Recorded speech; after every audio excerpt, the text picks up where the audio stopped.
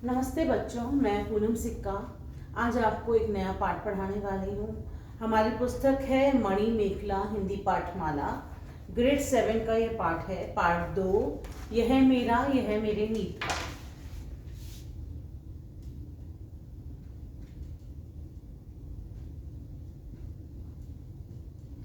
यह मेरा यह मेरे मीत का। अब पहले तो हमें समझना होगा कि इस पाठ का मतलब क्या है। उससे पहले हम इस पाठ के लेखक देखेंगे। जो लेखक हैं उनका नाम है हजारी प्रसाद द्विवेदी। हजारी प्रसाद द्विवेदी हैं जो इस पाठ के लेखक हैं।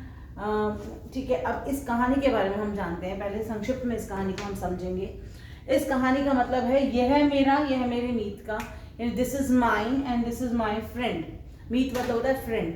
ठीक है, अब यहाँ पर इस पाठ में दो दोस्तों की कहानी है कि एक दोस्त बहुत अमीर होता है और दूसरा दोस्त बहुत गरीब होता है। तो अमीर दोस्त अपने पिताजी को बोलता है कि पिताजी प्लीज, उसके पिताजी बिजनेसमैन होते हैं, व्यापारी होते हैं, and he insist his father to help his poor friend in his study.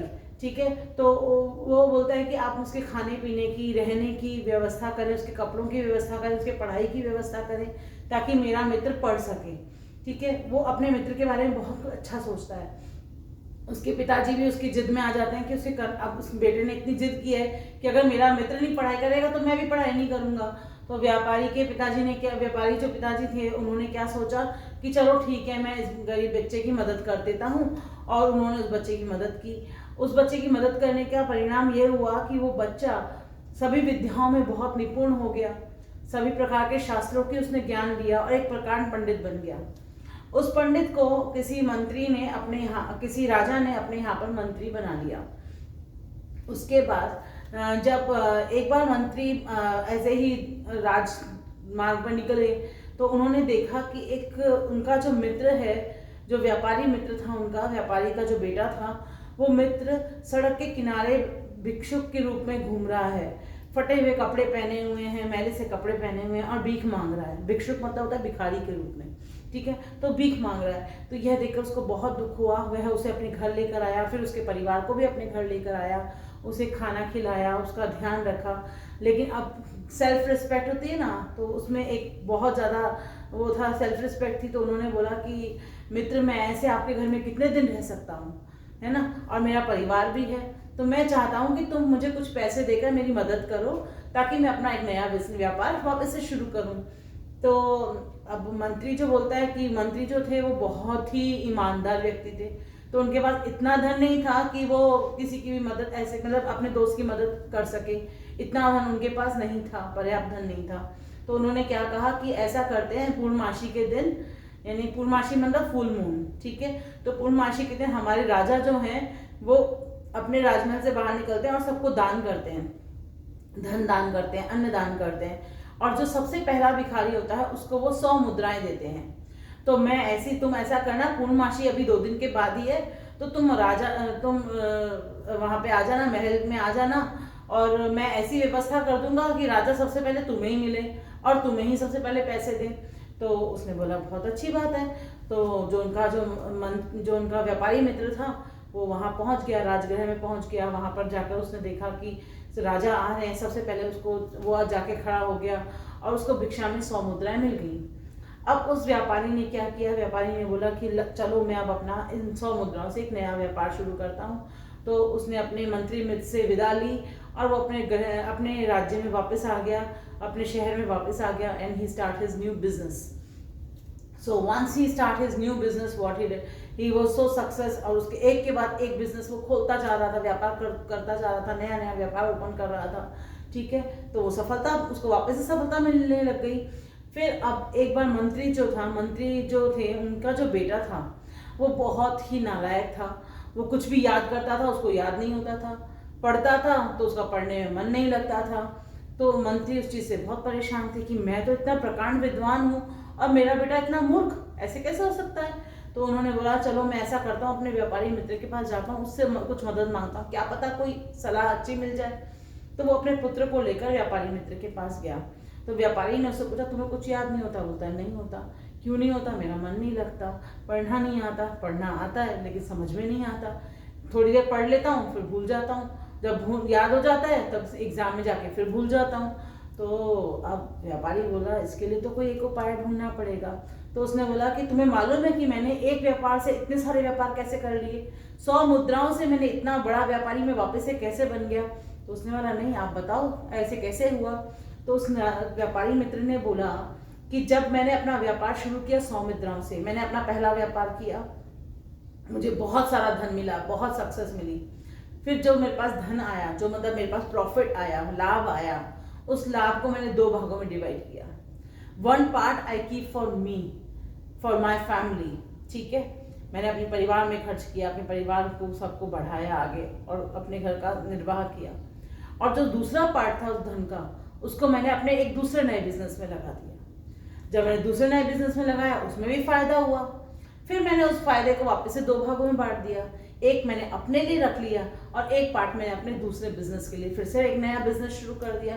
तो इस तरह से एक व्यापार से मैंने कम से कम 5-6 व्यापार अब तक मैं खोल चुका हूँ। तो बच्चा बहुत हैरान हुआ। तो मंत्री भी बोलते कि आपने ये तो बहुत ही बड़ी बात है कि आपने एक व्यापार से इतना व्यापार शुरू कर दिया।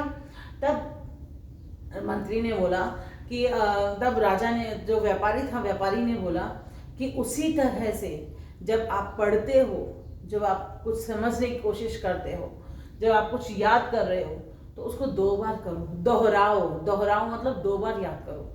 एक बार आप अपने लिए करो और दूसरी बार आप अपने मन के लिए, अपने मीत के लिए करो। मीत मतलब अपने मित्र के लिए करो।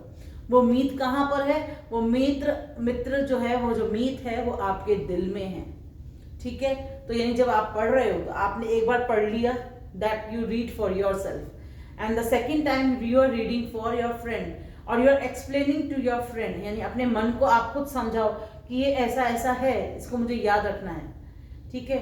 तुम इसको याद रखना, अपने मित्र में अपने मन को तुम बोलो कि तुम्हें इसे याद रखना है। तो इसका मतलब यही है, यहाँ पर 2 बार, यह है मेरा, यह है मेरे मीत का। मीत का मतलब होता है मित्र, वो मित्र जो हमारे अंदर ही छुपा हुआ है, ठीक है। हमें उसकी भी मदद करनी चाहिए। उसकी मदद आप कैसे करोगे?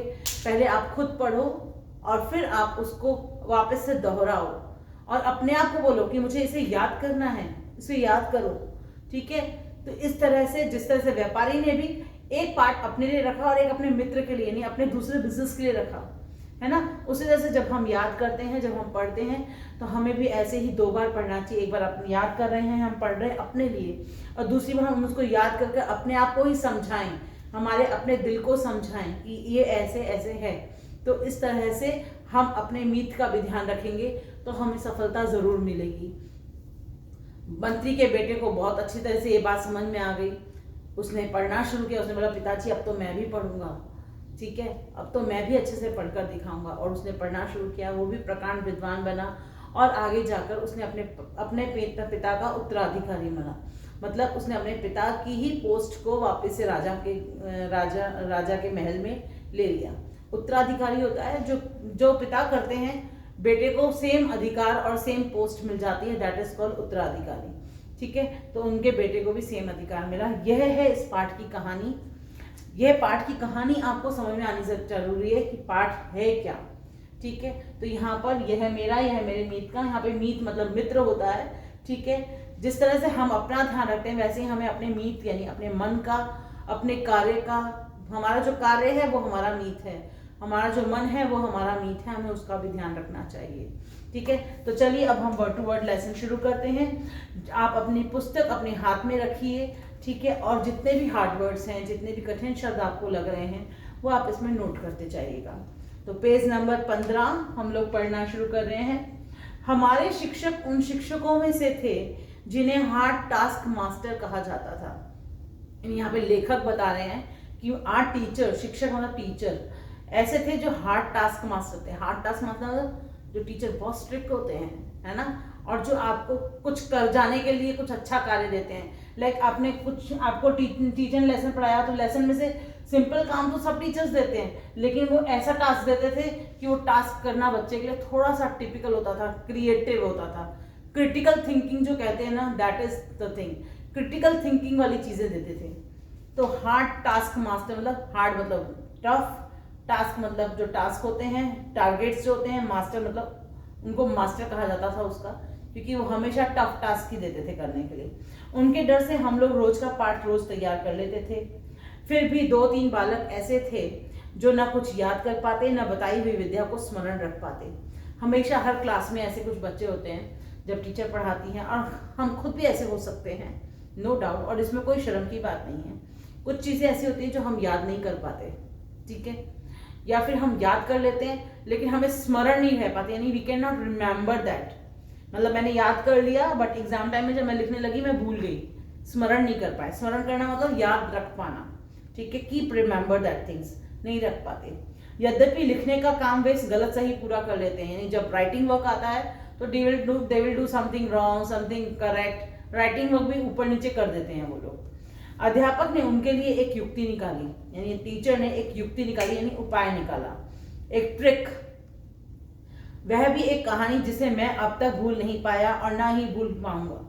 यानी उसके टीचर ने एक युक्ति निकाली, ने एक उपाय निकाला, एक ट्रिक निकाली, and he tell one story, कहानी मतलब एक कहानी बताई, और उस कहानी को ना तो लेखक बोल रहे हैं, ना तो मैं भूल पाया हूं और ना ही मैं अपने जीवन में कभी उसको भूल सकता हूं।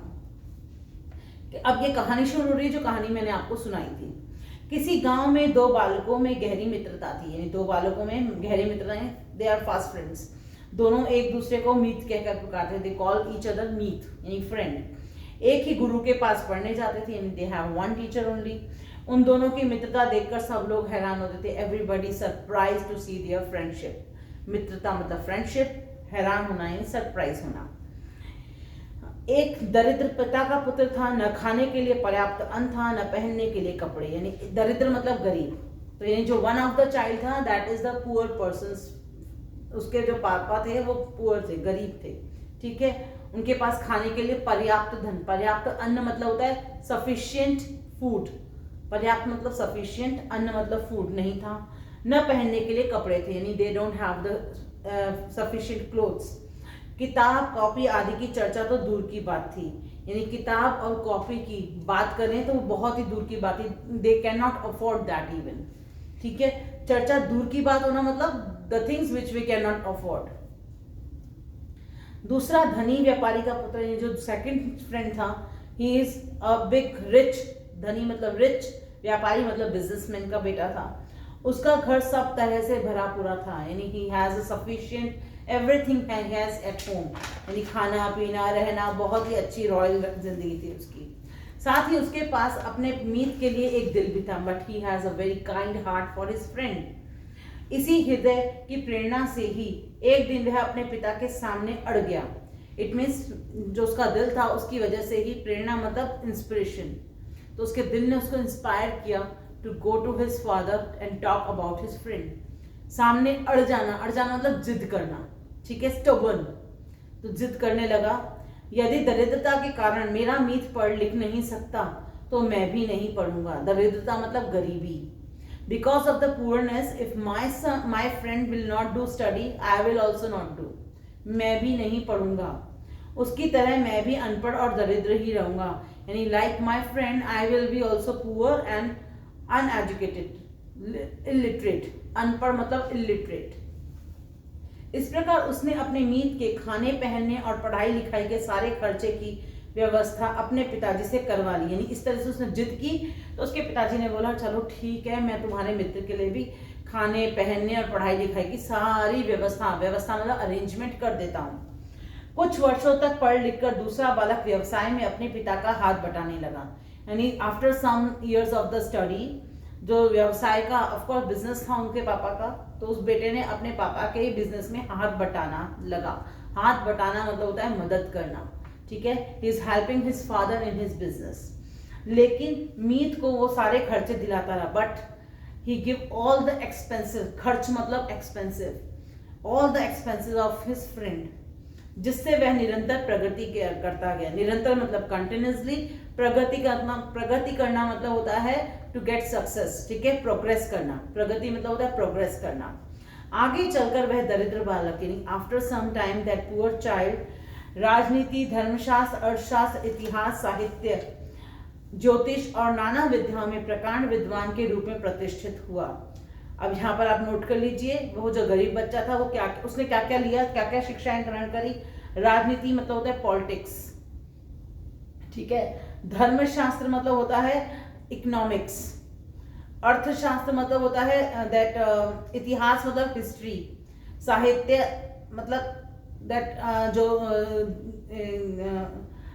क्या कहते हैं, ज्योतिष। साहित्य मतलब होता है जो हम लोग किताबें पढ़ते हैं ना, पुरानी किताबें होती कहानियों की, वो साहित्य। ज्योतिष मतलब होता है एस्ट्रोलॉजी। और नाना विद्याओं के प्रकांड विद्वान के रूप में प्रतिष्ठित हुआ, यानी इन सभी विद्याओं में वो बड़ा विद्वान बन गया। प्रकांड यानी सबसे बड़ा, विद्वान यानी विद्वान बन गया, पंडित बन गया। उसकी ख्याति सुनकर उस राज्य के राजा ने, ख्याति मतलब प्रसिद्धि, फेमसिटी, ठीक है, तो उसकी जब फेमसिटी उस राजा ने सुनी तो उसे अपने दरबार में स्वागत किया और उसकी विद्वता पर मुग्ध होकर उसे अपना मंत्री बना लिया। विद्वता मतलब इंटेलिजेंस।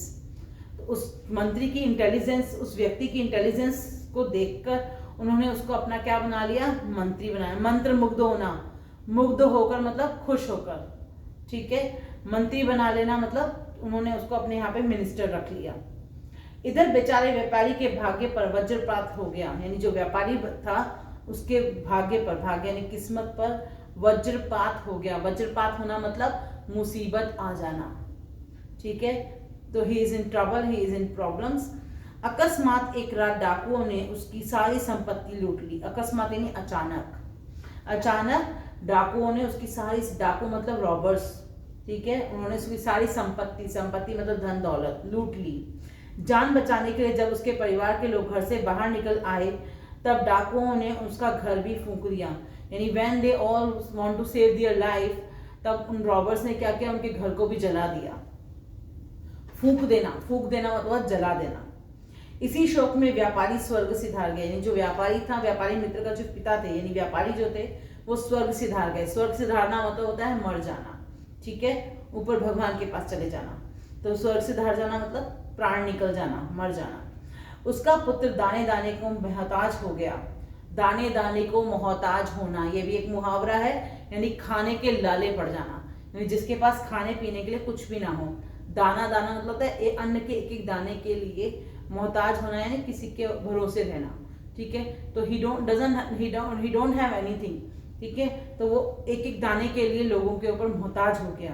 परिवार के भरण पोषण के लिए उसके सामने भीख मांगने के अलावा कोई रास्ता नहीं था, यानी टू फिल हिज फैमिली, परिवार के भरण पोषण यानी उनके खाने पीने, उनके रहने की व्यवस्था के लिए उसके पास भीख मांगने के अलावा कोई और रास्ता नहीं था। ही स्टार्ट बैगिंग द थिंग्स। एक दिन राजधानी के मार्ग पर अपने पुराने मीत को फटेहाल भिक्षुक के रूप में देखकर उसे बहुत दुख हुआ। तो वन डे राजधानी के मार्ग पर, यानी जो राजधानी थी, जिस राज्य में मंत्री था, वहां पर वो जा रहे थे, तो उन्होंने अपने मित्र को एक फटेहाल मतलब जिसके कपड़े फटे हुए हों, और भिक्षुक के रूप में देखा, तो उसे बहुत दुख हुआ। वह उसे घर ले आया, मीत के परिवार को भी बुलवा भेजा, यानी he called his family also there. कुछ दिन खिलाया पिलाया, यानी some days they take care of them. खिलाया पिलाया मतलब खिलाना और पिलाना, ठीक है, तो they take care of them.